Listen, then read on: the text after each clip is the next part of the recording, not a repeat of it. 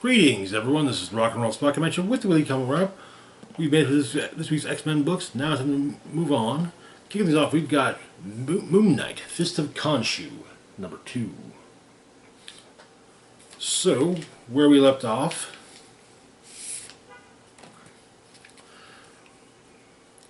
Moon Knight was on the trail, or was dealing with a drug dealer by the name of Achilles Fairchild, who has opted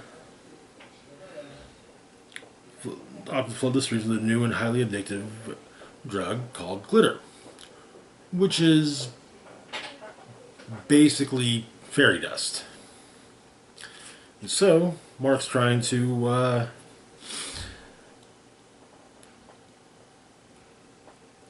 figure out a means of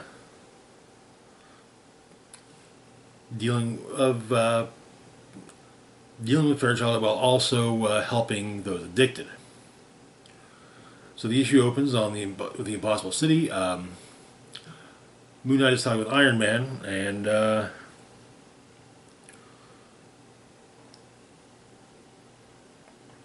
they've apparently it's stated that they've taken shots at each other over the years, but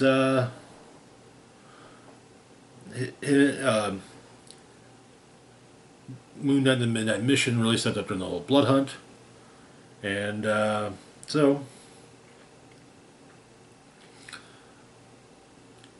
as far as they're concerned, they're even. But Moon Knight has brought the sample of glitter up, and he wants to try and come up with some kind of counter agent for it. But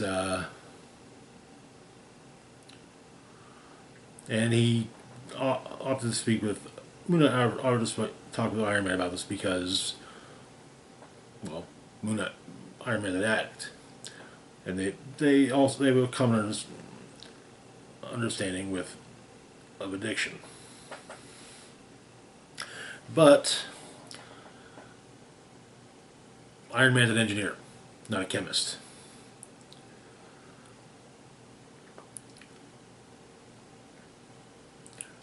But so Iron Man says that well, when it comes to the magic, he could go to Strange, but he's a surgeon, not a chemist. Reed Richards is a chemist, but unfortunately, the guy that he really needs to talk to is dead.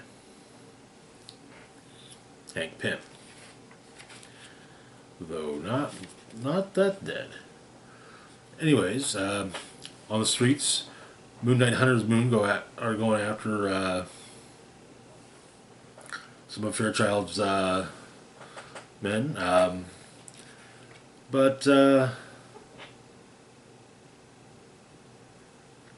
he has help from 8 Ball. Basically, does a shot. Basically, takes a staff and says corner pocket, and takes out the car.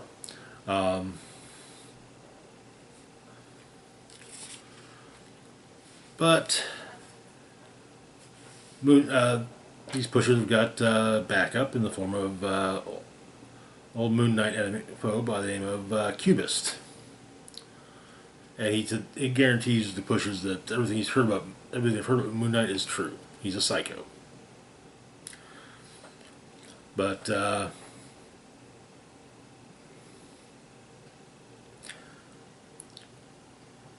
Moon Knight explains to Hunter's Moon that Cubist's pheromones cause people to lose depth perception, balance, and spatial awareness.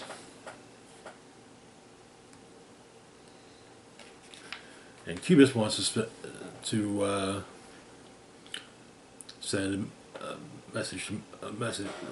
relay a message for Moon Knight. They just smacking him around. And so, but Cubist, after delivering the message, leaves. At the midnight mission, they discuss what to do with about Fairchild. Basically saying that Fairchild's a gangster, not what they usually deal with. Better organized than Zodiac, smarter than the tutor, doesn't have the obsession that Black Spectre did. Soldier points out that Zodiac, Tutor, and Spectre all need to prove something. Fairchild, it's just business. There's no underlying philosophy. And magic drugs qualifies as weird stuff, and weird stuff is midnight mission business. Either they stop the supply of glitter, or they do for the people hooked on it.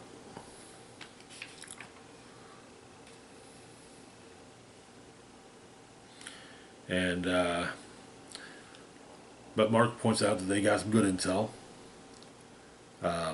Fairchild's digging into Moon Knight's Rogues Gallery.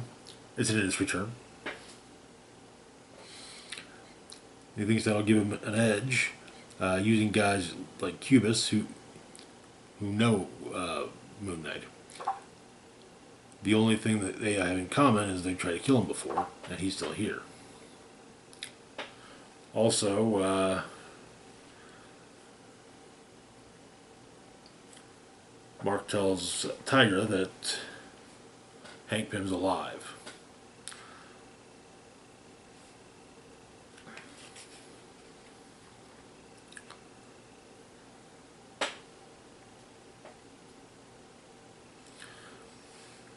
He didn't tell her when he found out because it was all in the lead up to the Black Spectre bit, the whole thing of Black Spectre.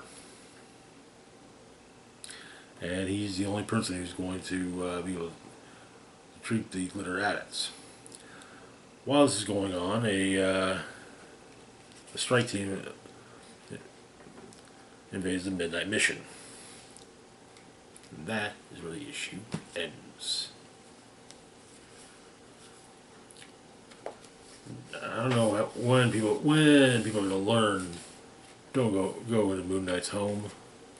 That's just a bad idea. Like the history of bad ideas type of thing. Moving on though to our next book, we've got Phases of the Moon Knight, number 4, wrapping up the anthology miniseries. As usual, we got 2 stories. First one called For Now, written by Fabian Nicieza.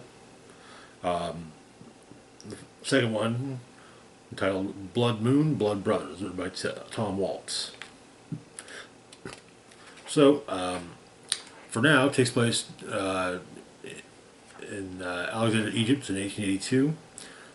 Moon Knight of the era is attempting to save who they can from the British forces.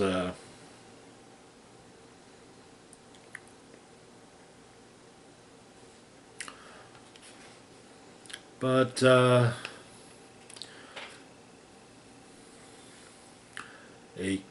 comic jar gets shattered, and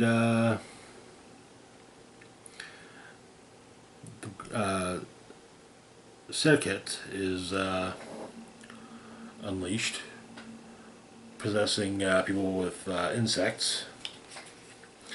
And there's one person that Moon Knight can go to for something to potentially stop Serket, their father.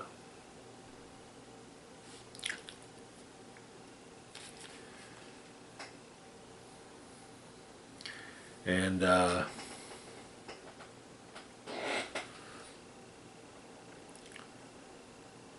so Moon Knight uses what their father gave them and manages to take out Serket and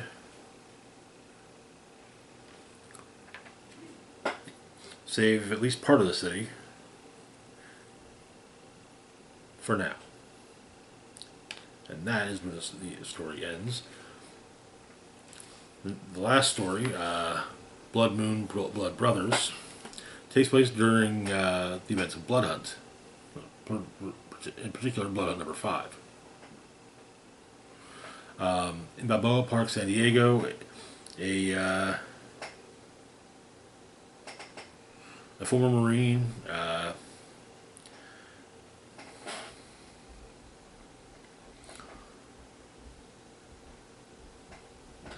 named Rodney Fenwick is with his sons, Rod Jr. and Lucas, when everything goes dark. At least the sky goes dark. And they are at they're attacked. We're surrounded by vampires when a Moon Knight shows up. Rod's seen Moon Knight previously, and this Moon Knight doesn't move like the one he's seen, because it's not. So the story flashback to ancient Mesopotamia, 824 BC.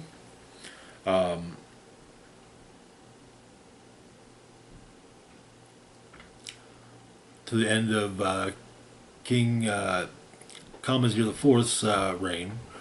That particular Moon Knight. It held apparently his son, or his eldest son, Ramson, had initiated a bloody revolt to take his father's throne by force.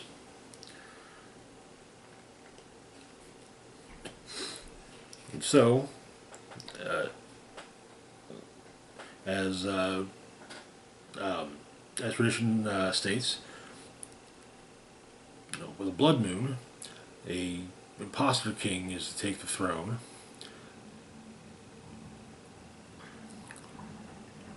And the imposter king is Sargon, the youngest of the king's sons. And in fact, his chosen heir. But Ramson had made a deal with Varney and become a vampire, while Khonshu visits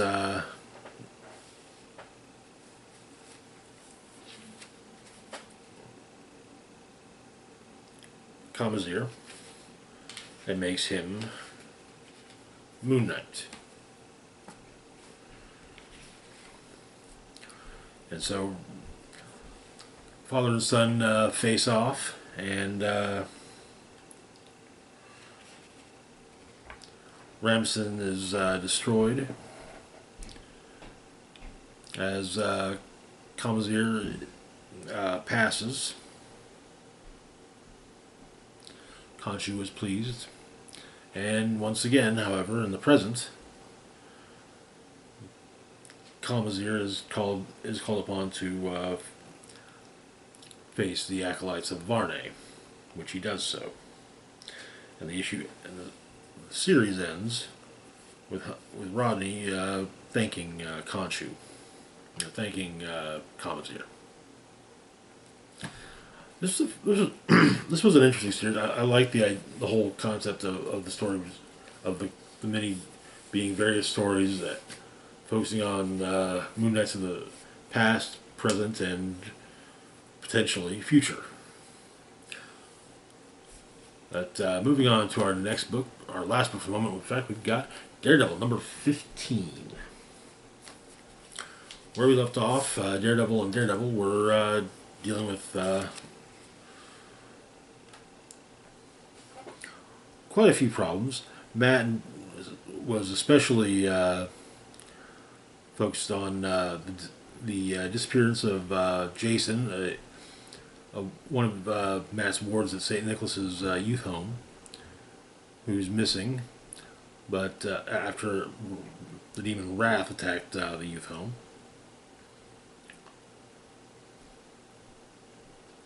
Elektra has hired a private investigator to help find Jason, but it seems that private investigator is dead.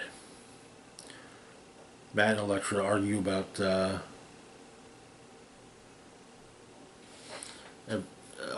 things, namely Matt taking trying to take full blame.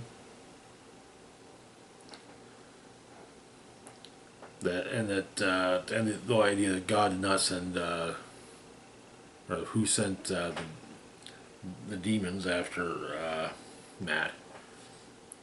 Matt seems to think that it was God, but it seems that no one's really all that sure.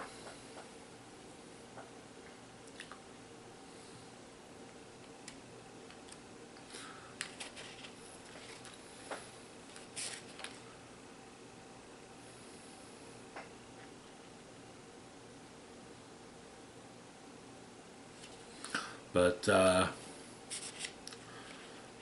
someone's talking about Foggy Nelson has a client, Mr. Rizzy, and apparently Rizzy's wanting to sue Daredevil. At St. Nicholas's, Father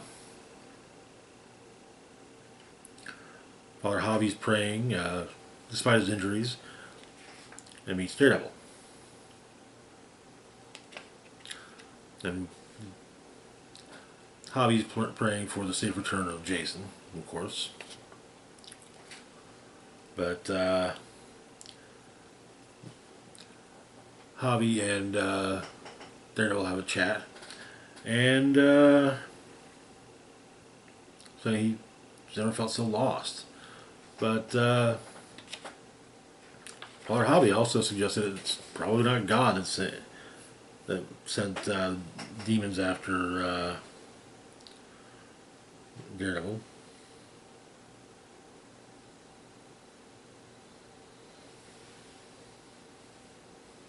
But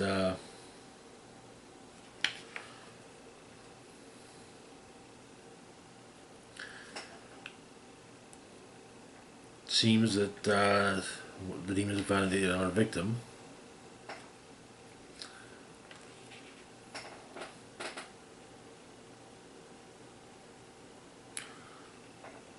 Potentially Mr. Rizzy, but demon Matt tries to find said demon and it attacks him. Cuts him pretty good actually, but Matt awakes in the cheap hotel room that he's retreated to a knock on the door. He's not his costume is clean. Everyone, but the knock on the door, the court summons, or a notification of him being sued by Nelson and North. That is where the issue ends. This has been an interesting run so far. Interesting is definitely a compliment. Looking forward to seeing how the whole run plays out. But anyways, that's going to do it for now. As always, feel free to like, share, and subscribe. Links to my Facebook, Twitter, Blue Sky, Instagram, Mastodon, Patreon, and PayPal can be found in the description box down below. Big shout out to Patreon patron Redman and Penis. Thank you so much for your support. It is greatly appreciated. This is Rock and Roll Spock signing off saying, live long and rock hard.